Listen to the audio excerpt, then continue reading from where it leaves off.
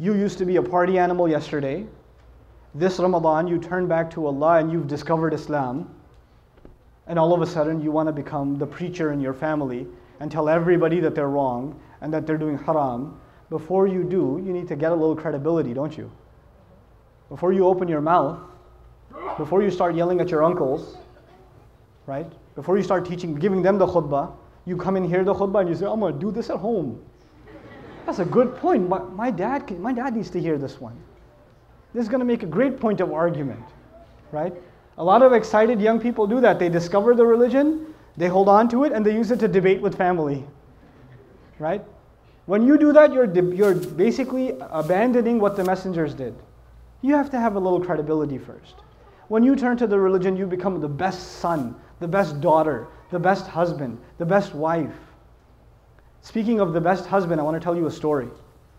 A really good one on this subject, making people conscious of Allah. You don't just invite people to have taqwa of Allah with your words. Your character says a lot.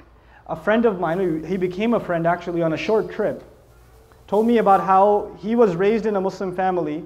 He's Guyanese origin, and in Guyana there's Muslims that are committed and there's Muslims that have mixed their religion with Hinduism, and some Muslims that are just Muslim by name and they've completely almost lost everything of the religion. They almost know nothing of the religion. And he was of the latter type. He almost knew nothing about the religion.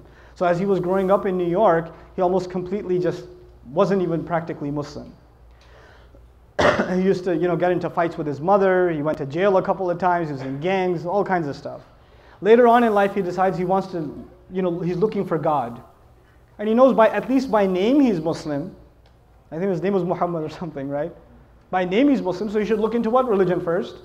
Islam. So he starts looking into Islam, starts going to the masjid, starts learning how to pray again, becomes more serious. At the time he was, he had married his girlfriend who was Christian or whatever. Right? And he starts becoming more serious about the religion. And then his wife notices that he's praying. And the beer is gone from the fridge. And he's not going out with his drinking buddies. And he doesn't go to Atlantic City on the weekends. He's a different guy. Something's changed, And he doesn't say anything to her. Just on his own, he didn't yell at her, didn't tell her to, put a hijab on or whatever, lose all her friends. He didn't do any of that. He went to a scholar, and I make dua for the scholar that he went to. He didn't tell me his name, but he said, I went to my scholar, and I told him, look, I'm becoming more and more aware of Islam, but my wife, of course, is a Christian, and she's not even a practicing Christian. She's just kind of what I was before. She's exactly like I was before. How do I help her? He said, don't tell her a thing about Islam, just be the best husband you can be. And to do that, just study what kind of a husband the Prophet was. Just do that. Don't worry about what you need to tell her. Worry about being the best possible husband, and that is the sunnah of the Messenger. The Messenger would buy his wife gifts. The Messenger would joke with his wife. The Messenger would spend time with the mother of the believers. The Messenger would praise and compliment the mother of the believers. I'm mentioning that on purpose, guys. He would compliment them. You guys eat the first morsel of food in iftar, like, And the wife says, what? You go, nothing. Right? You drink, some of the desis here drink the first little sip of lassi. Look, I know the economy's bad, but are we really that short on sugar? Or, Very painful for you to say a compliment. I understand, especially for those of you that come from my original country, Pakistan. For you to give a compliment to your wife can cause an ulcer. So I understand, but it's a sunnah, guys. Good food. That's amazing.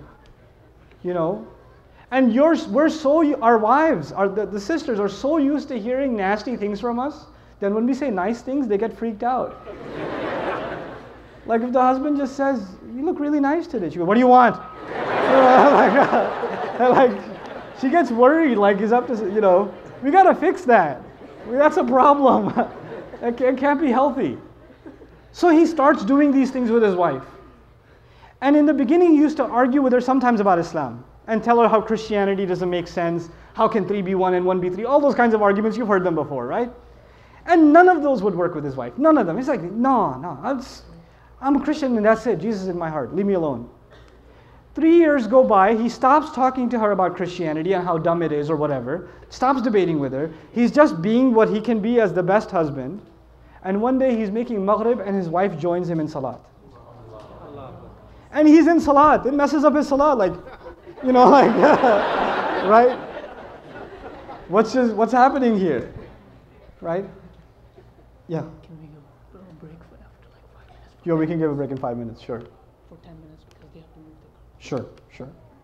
So he gives, he after salat, he looks at her and he goes, "What happened?" And she goes, "What? Nothing." And he goes, "No, you have to tell me what happened." And of course she says what pretty much any wife would say, "It's complicated." All right? But eventually she tells him, and she tells him, "Look, I've never seen a husband like you. My dad wasn't like that. I've never seen a father like you. The way you are with our child, I've never seen a father be like that. It's so beautiful. This religion can't be wrong. It can't be wrong." This is ittaqullah. You see how aware you are of Allah in your life, right?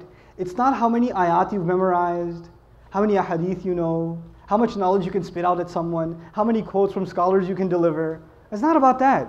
How are you living your life? People can see that. You're calling people to the taqwa of Allah. حَقَّ تُقَاتِهِ وَلَا تَمُوتُنَّ إِلَّا وَأَنْتُمْ مُسْلِمُونَ. And that's the next part. In 5 minutes I have to give you a break because some people have to get their cars and park them like they would at work, right? But what I want to share with you in these last 5 minutes is وَلَا تَمُوتُنَّ إِلَّا وَأَنْتُمْ مُسْلِمُونَ. This is item number 1. There were 3 items, right? This is the first item. Don't you dare die except that you're Muslim. One of the most important things we have to do as families is we have to talk about death. As families. Not in speeches, not in khutbahs, as families. Not if I die, when I die. People say, if I die, do this, this, this. No. When I die, do this, this, this. When I die, make sure you please make dua for me. Even to young, like teenage kids, early, when they're just getting their consciousness, make them aware of death. If there's an opportunity to go to a janazah, take your family. Take your kids especially. Let them see a janazah. Let them see the burial. I know about the sunnah about the women. But other than that, I'm talking about just actually being aware of death. And the best way to be aware of death and to be aware of our mortality also is that we have to take our children out of their comfort zones. I'm telling you, wallahi, even the ones of us that are not doing that well in this country, that have minimal, jobs and are barely getting by in their apartments, we're still living like kings compared to people in the rest of the world. Our children have a lot of luxury. Even those of you that are living in small apartments, you open the fridge and there's 4 different kinds of soda and 3 different kinds of juice. And there are people that haven't had clean water for weeks, right?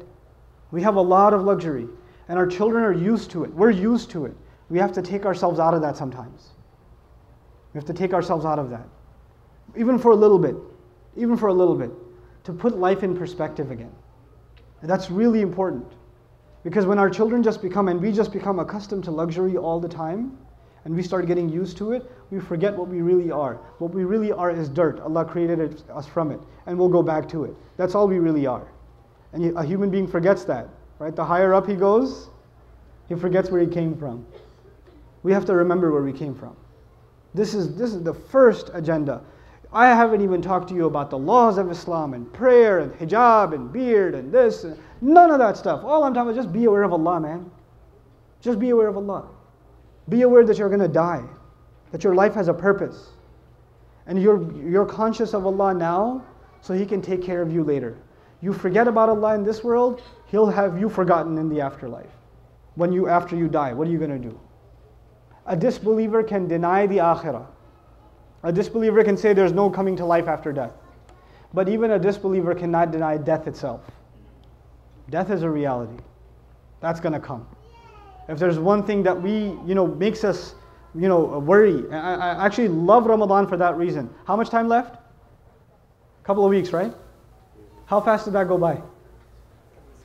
How fast? That's your entire life is going to be like that. My entire life is going to be like that. Ramadan, you know how fast it went by? That's how fast life goes by. It's a good training on how, you know how we say, only a couple of weeks left. I got to do this. At least those of you that care. I got to pray more. I got to finish Quran. I got to do this. I got to do that. I have a little bit of time left. If you can develop that attitude in Ramadan, you should transfer that attitude to the rest of your life. I only have a little bit of time left. I got to get some stuff done. I got to put this investment in place. So once I'm gone, I keep getting the credit.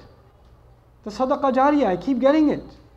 From my children, from what I taught, from what I help people with, from good things I did in this world. This is our first campaign. For our families before anybody else. And worry about family before you worry about anybody else.